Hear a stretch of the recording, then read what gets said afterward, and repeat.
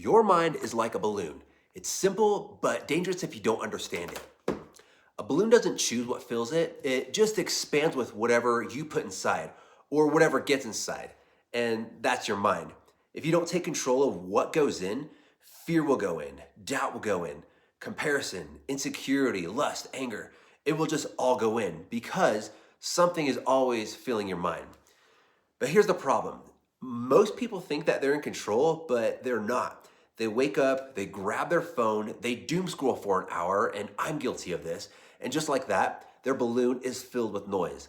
Other people's lives, other people's opinions, other people's standards, and now they're just walking around all day, anxious, distracted, and heavy. Not because life is crushing them, but because they're letting the wrong things fill them.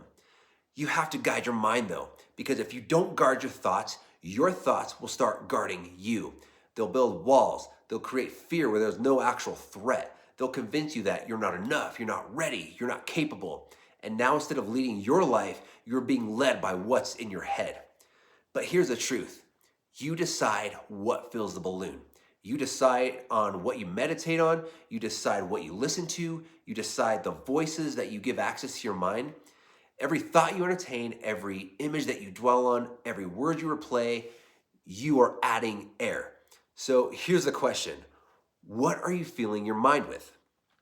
Because whatever fills your mind eventually controls your life. The Bible says that we have to take every thought captive. That means you don't just sit there and accept whatever comes in. You have to inspect it. You have to challenge it.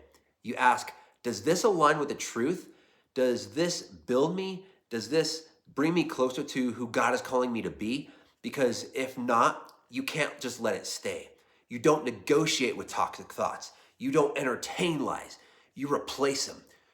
With truth over fear, discipline over emotion, faith over anxiety.